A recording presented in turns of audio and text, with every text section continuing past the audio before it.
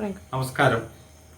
വിശ്വവിഖ്യാതനായ എഴുത്തുകാരൻ count Leo ടോൾസ്റ്റോയിയുടെ Ivan ഇലീച്ചിന്റെ മരണം എന്ന പ്രശസ്തമായ ക്ലാസിക് കൃതിയാണ് ഞാൻ നിങ്ങൾക്ക് പരിചയപ്പെടുത്തുവാൻ ഉദ്ദേശിക്കുന്നത്. ലിയോ ടോൾസ്റ്റോയിയുടെ ദാർശനികമായ തൻ്റെ കാഴ്ചപ്പാടുകൾ നിരത്തിവെച്ച വിഖ്യാതമായ ഈ കൃതി 100 പേജിൽ താഴെയുള്ള ഒരു ചെറിയ നോവലാണ്. പക്ഷേ ഇതിൽ ഒളിപ്പിച്ചു വച്ചിരിക്കുന്നത് ജീവിതമാണ്, മരണമാണ്, ജീവിതത്തിൻ്റെ അർത്ഥമാണ്. ഒരു മനുഷ്യൻ ജീവിക്കുകയും രോഗിയാവുകയും മരിക്കുകയും ചെയ്യുമ്പോൾ അയാളുടെ ഉള്ളിലൂടെ കടന്നു പോകുന്ന വികാരവിചാരങ്ങൾ മാത്രമല്ല, അയാളുടെ ശവപ്പെട്ടിക്ക് ചേർന്ന് നിന്നുകൊണ്ട് അയാളുടെ ബന്ധുക്കളും സുഹൃത്തുക്കളും അവരുടെ വികാരങ്ങളും വിചാരങ്ങളും അവരുടെ പ്രാർത്ഥനകളും അവരുടെ തിരക്കുകളുമൊക്കെ ഈ നോവൽ പ്രതിപാദിക്കുന്നുണ്ട്.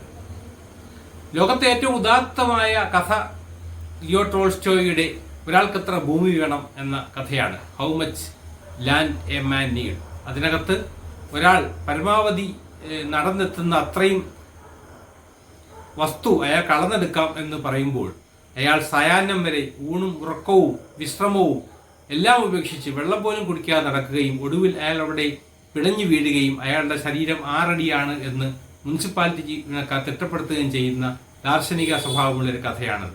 അതേപോലൊരു ദാർശനികത ഐവാൻ ഇലീച്ചിന്റെ മരണത്തിലുമുണ്ട്. ഐവാൻ ഇലീച്ച് ഒരു സാധാരണക്കാരനായി ജനിച്ചു, ജീവിച്ചു, ഒരു കർഷക കുടുംബത്തിൽ ജീവിച്ചു, അധ്വാനിച്ചു, പഠിച്ചു, നിയമബിരുദധാരിയായി. അദ്ദേഹം മജിസ്ട്രേറ്റായി സേവനമനുഷ്ഠിച്ചിരിക്കെ അദ്ദേഹത്തിനൊരു വീഴ്ചയുണ്ടായി, ഒരു ചെറിയ വീഴ്ച. ആ വീഴ്ച പക്ഷേ അദ്ദേഹത്തിൻ്റെ ജീവിതത്തെ മാറ്റിമറിച്ചു. തുടർന്നങ്ങോട്ട് അദ്ദേഹത്തിന് പഴയ ഒരു പ്രസരിപ്പ് വീണ്ടും കിട്ടിയില്ല. ആദ്യമൊക്കെ ഭാര്യയും മക്കളുമൊക്കെ അദ്ദേഹത്തെ ശുശ്രൂഷിച്ചു, അടുത്തു വന്നു. പിന്നീട് അവർക്കൊക്കെ ഒരു മടുപ്പ് തോന്നി എന്ന് അദ്ദേഹത്തിന് തന്നെ തോന്നി. അദ്ദേഹം ജീവിക്കാൻ ആഗ്രഹിച്ചു. എല്ലാ മനുഷ്യരും അങ്ങനെയാണല്ലോ, അവസാന നിമിഷം വരെ ജീവിക്കാൻ ആഗ്രഹിക്കും. ഐവാൻ ഇലീച്ചും അങ്ങനെ ആഗ്രഹിച്ചു. പക്ഷേ അദ്ദേഹം മരിച്ചു. ആ മരണം ശാന്തമായൊരു മരണമായിരുന്നു.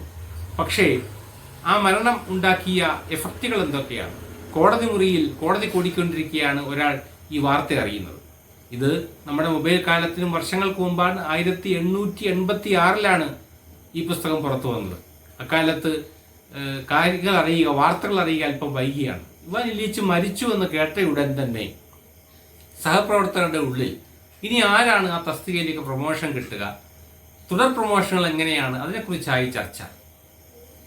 ബാല്യം മുതൽ അദ്ദേഹത്തിൻ്റെ കൂടെ പഠിക്കുകയും ജീവിക്കുകയും ഒക്കെ ചെയ്ത ഒരാൾക്ക് ഇന്നത്തെ തന്നെ ചീട്ടുകളി മുടങ്ങുമോ എന്നായിരുന്നു പേടി.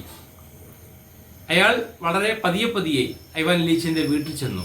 ഭാര്യയെ എങ്ങനെ അഭിമുഖീകരിക്കുമെന്നായിരുന്നു അയാൾക്ക് സംശയം. പക്ഷെ ഭാര്യ അവിടെ അക്ഷോഭ്യമായി ഇരിക്കുന്നുണ്ടായിരുന്നു. ആളുകൾ വരുമ്പോഴൊക്കെ അവർ വാവിട്ട് കരയുന്നുണ്ടായിരുന്നു. എന്നിട്ട് ശാന്തയാവുകയും ചെയ്യും. എപ്പോഴും അങ്ങനെയാണല്ലോ മരണം എന്ന് പറയുന്നത്. എല്ലാ മനുഷ്യരെ സംബന്ധിച്ചും അവർക്കൊരു ശാന്തത ലഭിക്കും കുറച്ച് കഴിഞ്ഞ്. എന്തായാലും അയാളുടെ രോഗാവസ്ഥയെക്കുറിച്ചും അവസാന സമയങ്ങളിൽ അയാൾ അനുസരിക്കാതിരുന്നതിനെക്കുറിച്ചും അയാളുടെ ദുർവാശികളെക്കുറിച്ചുമൊക്കെ സാധാരണ എല്ലാ മരണ വീടുകളിലും സംഭവിക്കാറുള്ളത് പോലെ ഇവിടെയും സംഭവിച്ചു. ഐവാൻ ഇലീച്ചിന്റെ വീട്ടിലും സംഭവിച്ചു. ഈ കൂട്ടുകാരൻ വളരെ പെട്ടെന്ന് എല്ലാവരെയും കണ്ടു മടങ്ങി. അയാൾ ഒരല്പം വൈകി ചീട്ടുകളി സ്ഥലത്തെത്തി അയാളുടെ ചീട്ടുകളി തുടരുകയാണ്.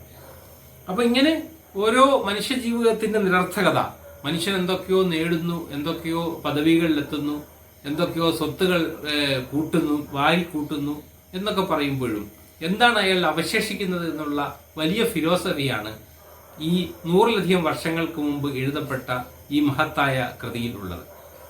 ടോൾസ്റ്റോയുടെ അന്ന കരീന ഉൾപ്പെടെയുള്ള പല വിഖ്യാത കൃതികൾക്കും ശേഷമാണ് അദ്ദേഹത്തിന്റെ ഈ കൃതി പുറത്തു വന്നത്. ദാർശനികമായിട്ടുള്ള വലിയ ഒരു ജീവിതത്തിന്റെ തലങ്ങൾ ഇതിൽ ഒളിപ്പിച്ചു വച്ചിരിക്കുന്നതായി നമുക്ക് കാണാം.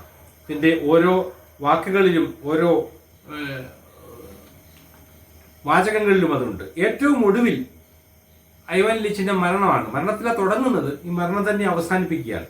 എല്ലാം തീർന്നു, അരികിൽ നിന്നിരുന്ന ആരോ പറഞ്ഞു. ഐവാൻ ഇലീച്ച് ഈ വാക്കുകൾ കേട്ടു. അയാൾ അവ തന്റെ മനസ്സിൽ ആവർത്തിച്ചു. മരണം അവസാനിച്ചു, അയാൾ സ്വയം പറഞ്ഞു. അതിനി ഒട്ടുമില്ല. അയാൾ ശ്വാസം വലിച്ചു. ഒരു നെടുവീർപ്പിനിടയിൽ വെച്ചു നിർത്തി. ശരീരം നീണ്ടു നിവർന്നു. അയാൾ മരിച്ചു. ഇങ്ങനെ ഈ നോവൽ അവസാനിക്കുകയാണ്.